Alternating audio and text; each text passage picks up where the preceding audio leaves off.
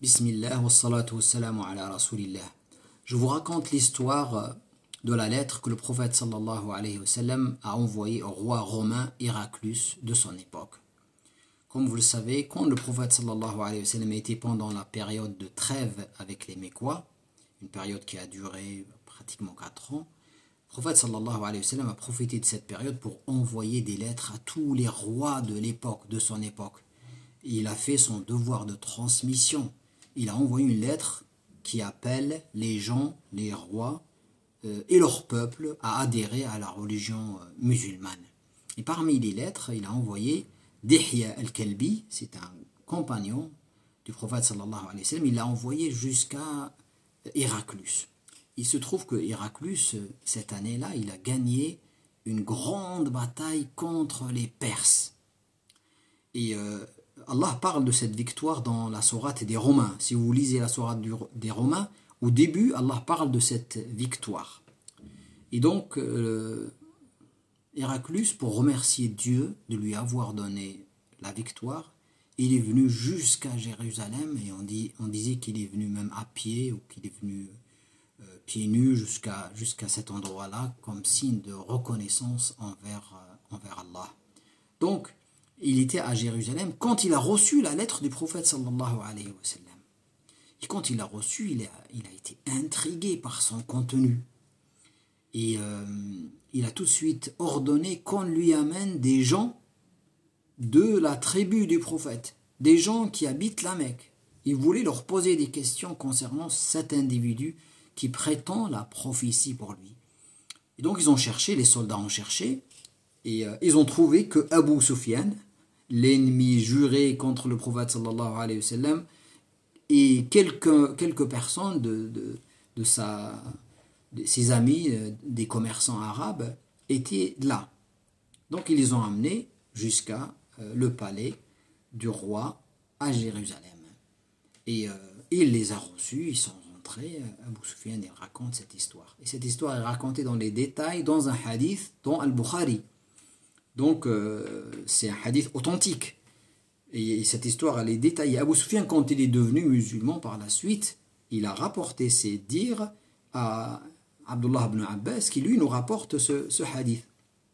Abu Sufyan était impressionné par le palais. Il n'avait pas l'habitude. Il rentre, il trouve le roi entouré par les plus grandes personnalités de l'époque, religieuses et politiques, les plus grands hommes politiques, les plus grands évêques de l'époque étaient tous là, et ils ont fait rentrer, parce que Héraclius savait que cet événement-là allait avoir une répercussion énorme. D'ailleurs, vous allez le voir dans le dialogue qui va s'instaurer entre Abu Sufyan et Héraclius.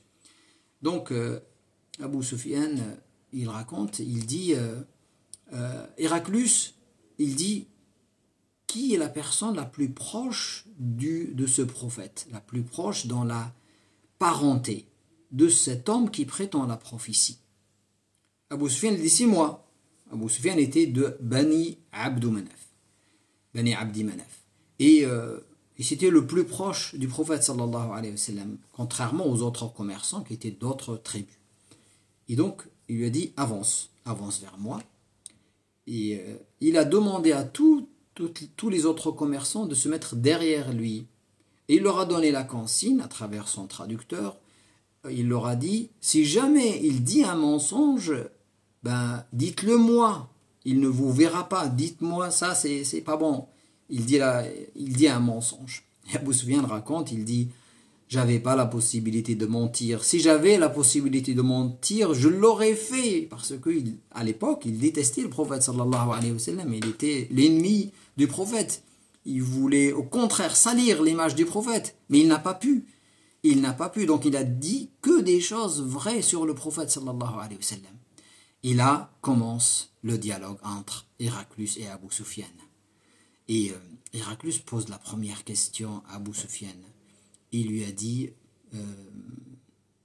quelle est la place de sa famille? Est-ce que cette personne-là vient d'une famille noble, d'une bonne famille, ou d'une famille ordinaire, ou d'une famille Il a dit non, d'une grande famille, une bonne famille, une famille parmi les plus nobles de la Mecque. Très bien. Et donc il lui dit la deuxième question, est-ce que parmi ses ancêtres, à cet homme-là, il y avait des rois, des rois?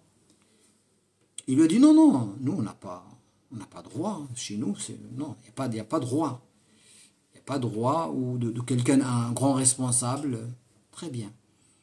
Il lui a dit, est-ce que chez vous, il y a quelqu'un qui a prétendu, il y a des gens avant lui qui ont prétendu être prophète, messager, recevoir quelque chose de Dieu? Non, non, jamais. Chez nous, en tout cas les Arabes, ils n'ont jamais eu un prophète. Non, il y en avait bien avant, mais pas à cette époque-là. Non. Il a dit non, c'est la première fois que ça nous arrive, non. C'est le premier prophète. Il lui a dit, est-ce que cet homme-là, avant de prétendre la prophétie, était connu pour des mensonges, pour être un menteur? Hein? Il lui a dit, non, non, bien au contraire, c'était l'homme le plus véridique de la Mecque. C'était un homme véridique. Hein? Je donne au dialogue un peu de vie, mais en réalité, c'était oui ou non. Hein? Et non, c'était un homme véridique. Et il lui dit, parmi ceux qui le suivent, est-ce que le plus de personnes qui le suivent sont des personnes faibles, des personnes pauvres, des personnes ordinaires, ou est-ce que ceux qui le suivent, c'est des hommes forts, riches, de la Mecque? Il a dit non, plutôt c'est des gens faibles, ordinaires, des gens pauvres, les esclaves parfois. Hein, il n'est pas suivi par des gens nobles, non, bien au contraire. Très bien.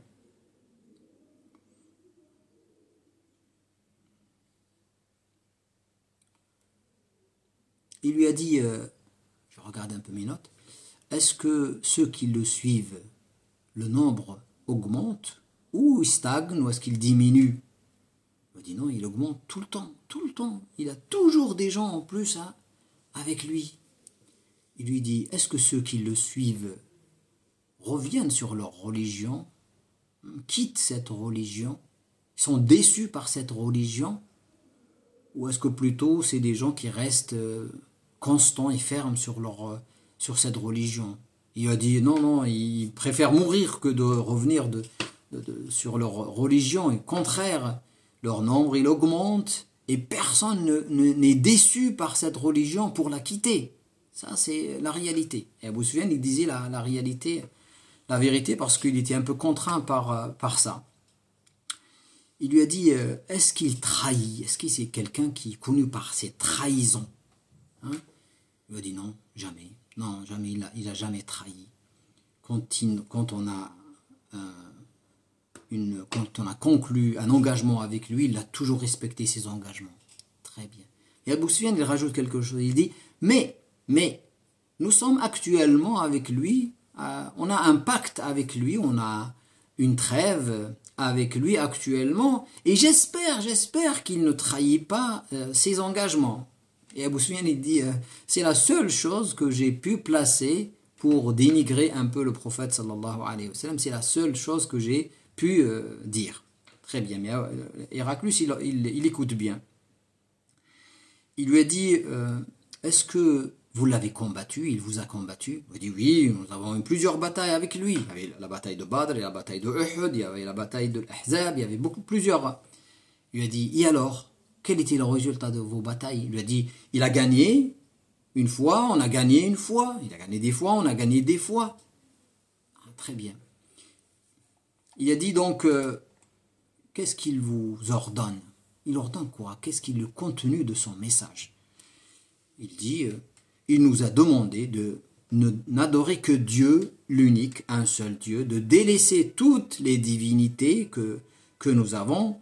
Il nous demande de faire la prière, il nous demande d'être chaste, d'être pudique, de respecter ses engagements, de restituer les dépôts, d'être des gens honnêtes, chastes, et c'est ce qu'il demande. En réalité, il ne demande pas autre chose. Très très bien. Et là, Héraclus, qu'est-ce qu'il dit?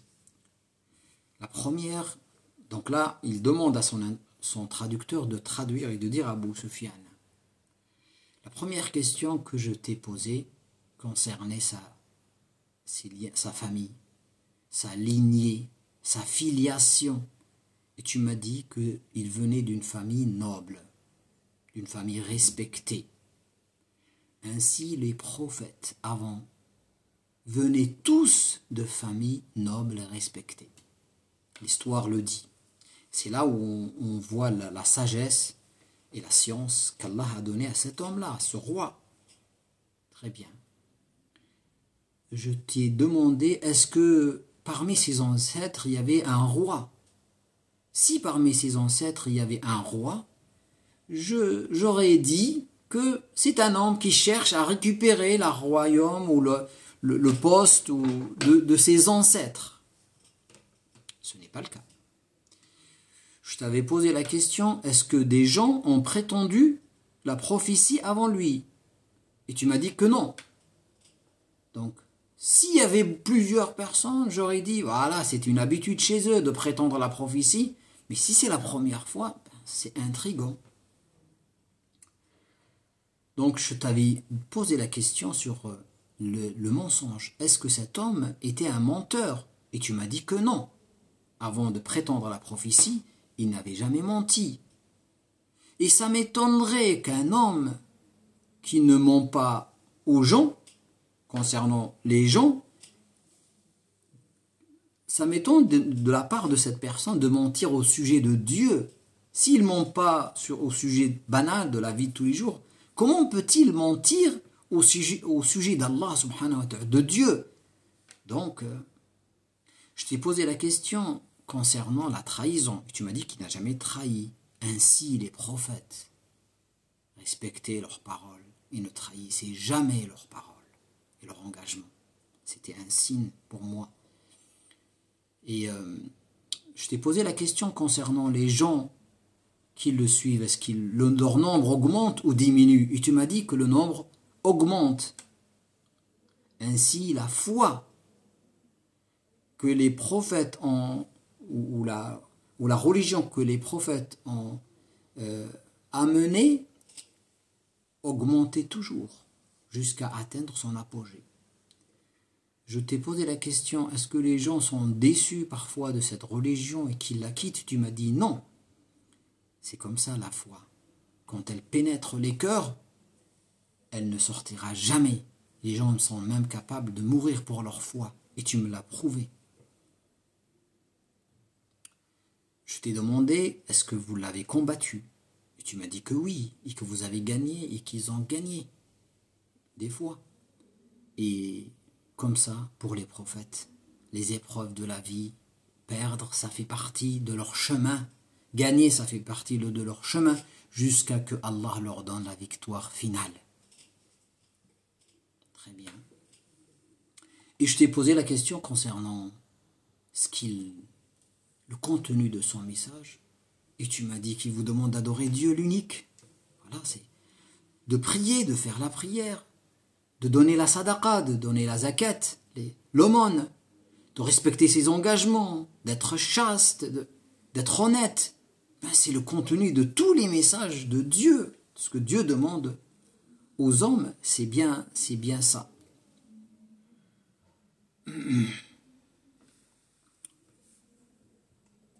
Et je t'ai demandé, j'ai oublié est-ce que c'est les plus faibles ou les plus forts qui deviennent musulmans? Et tu m'as dit que c'était les plus faibles.